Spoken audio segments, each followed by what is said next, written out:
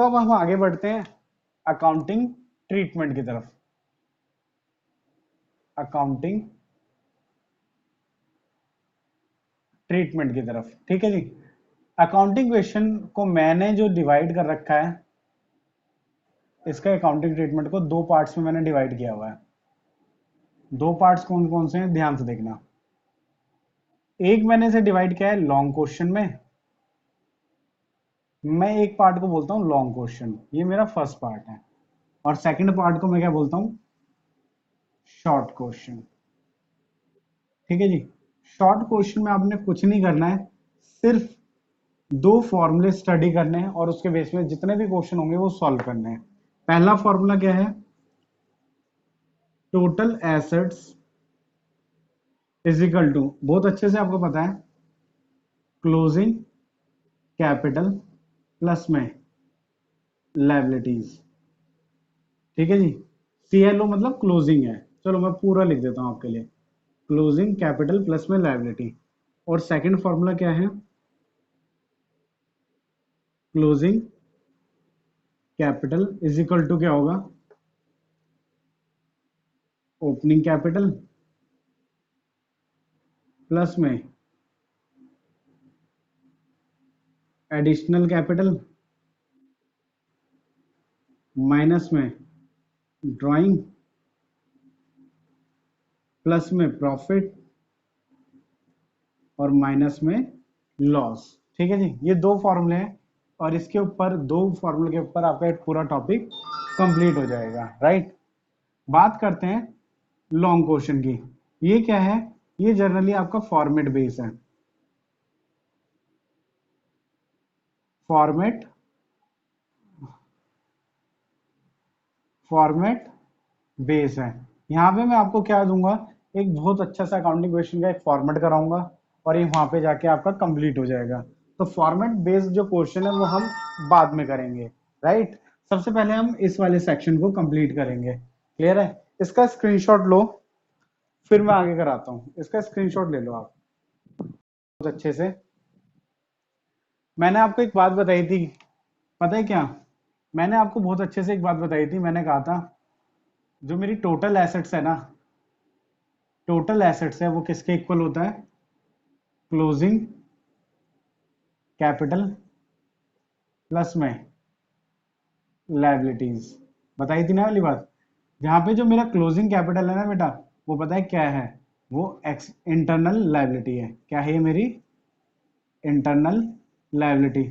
ऐसा कुछ अभी थोड़ी देर पहले सिखाया ना मैंने आपको। और लायबिलिटी क्या है मेरी, लायबिलिटी जनरली क्या है मेरी, एक्सटर्नल है, एक्सटर्नल लायबिलिटी है।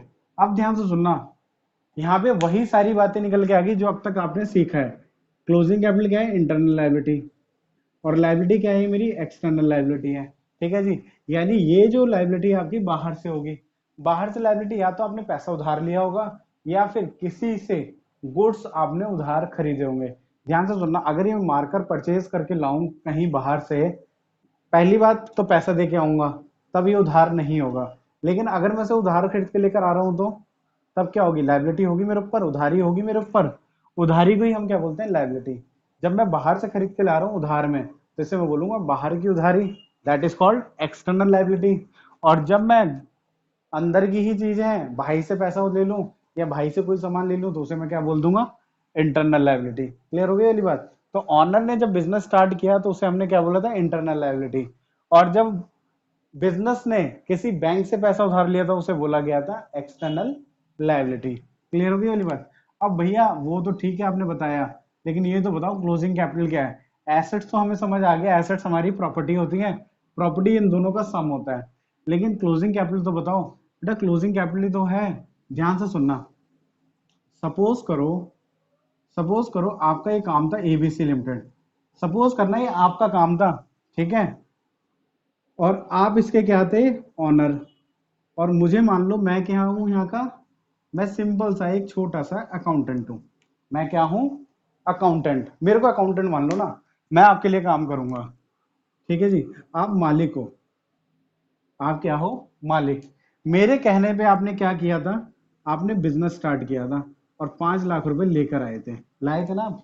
लाए थे ना 5 लाख रुपए, तो बेटा जब आप पैसा लेकर आए थे, ठीक है जी, तब 1 तारीख थी, सपोज करना 1 तारीख थी, 1/4, ये आपकी क्या हो गई, इस कैपिटल को हम क्या बोलते हैं, इसे बोलते हैं बेटा 1/4/2000, जो भी है आप लगा लो, 2019 लगा लो या 20 लगा लो, इसे हम बोलते हैं ओपनिंग कैपिटल। शुरुआत की है ना, साल की शुरुआत की कैपिटल है, that is called opening capital. 5 lakh रुपए आप लेकर आए शुरुआत में, ईयर स्टार्टिंग में, जिसे हमने क्या बोला, ओपनिंग कैपिटल। कितनी तारीख थी, 1/4। बेटा ध्यान से सुनना, साल स्टार्ट हुआ, साल खत्म कब होगा, 31/3/2020 में, 31/3/2020 में ईयर कंप्लीट होगा, ठीक है जी। अब साल आगे बढ़ा, धीरे धीरे धीरे धीरे धीरे धीरे धीरे धीरे 6 महीने बीत गए या 3 महीने बीत गए मान लो, और डेट आई 1 जुलाई 2019, राइट।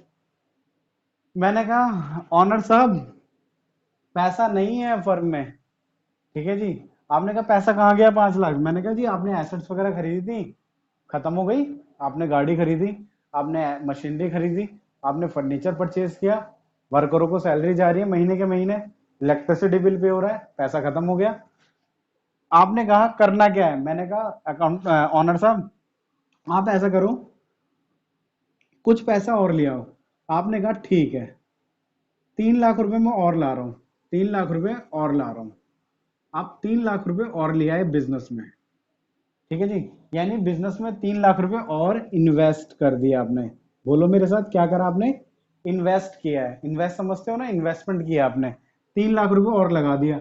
अब आपका टोटल पैसा कितना हो गया बिजनेस में, ध्यान से देखना, 5 लाख पहले लाए थे, 3 लाख आप बाद में लाए हो, तो टोटल कितना हो गया, 8 लाख रुपए। कितना हो गया, 8 लाख रुपए।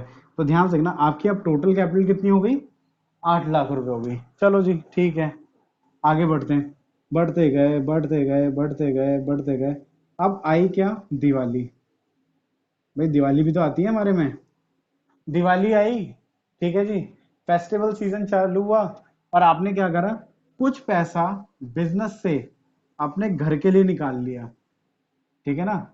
सपोज करो आपने लाख रुपए निकाल लिए, ठीक है ना, लाख रुपए निकाल लिए,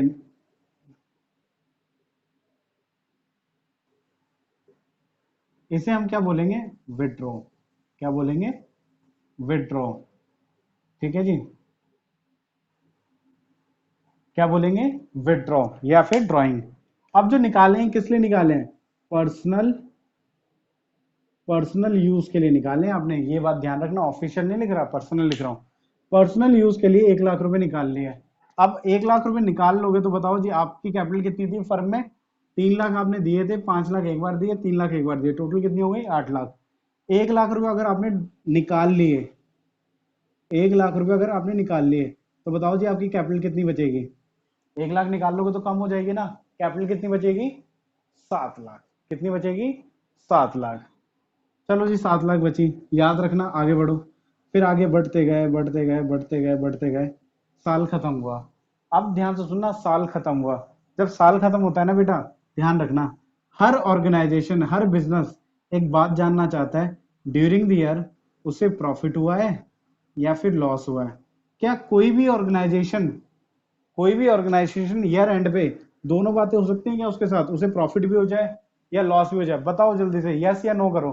क्या ये पॉसिबल है क्या, क्या ये पॉसिबल है क्या, एक ऑर्गेनाइजेशन को ईयर एंड पे प्रॉफिट और लॉस दोनों हो जाए, यानी मेरे पास, मेरा जो बिजनेस है मैं पढ़ा रहा हूँ आपको, मुझे ईयर एंड पे प्रॉफिट भी हो रहा है लॉस भी हो रहा है, मैं कह रहा हूँ यार मुझे प्रॉफिट भी हुआ है, फिर मैं कह रहा हूँ थोड़ी देर बाद, यार मुझे लॉस भी हुआ है, हो सकता है क्या, नहीं, कोई एक ही चीज होगी, या तो प्रॉफिट होगा या फिर लॉस होगा, कभी ऐसा पॉसिबल नहीं है कि प्रॉफिट भी हो जाए लॉस भी हो जाए। ये बिल्कुल वैसी ही बात है, एग्जाम्पल समझना, एक बच्चा है पढ़ाई कर रहा है और एंड में कह रहा है भाई मैं फेल हो गया, फिर थोड़ी देर बाद कह रहा है मैं पास हो गया, फिर बाद में कहता है भाई एक्चुअली कंपार्टमेंट आ गई, कुछ पेपर में पास हूँ कुछ में फेल हूँ। बेटा ये पढ़ाई में हो सकता है, रियल लाइफ में नहीं। यहाँ पे ऐसा कोई ना बोलेगा कि भैया मेरा प्रॉफिट भी हुआ है लॉस भी हुआ है, कंपार्टमेंट आ गई मेरी, नहीं ना, यहाँ पॉसिबल नहीं है, तो यहाँ पे ये चीज एप्लीकेबल नहीं है। बात समझ रहे हो, कंपार्टमेंट स्टडी में पॉसिबल है, यहाँ पॉसिबल नहीं है।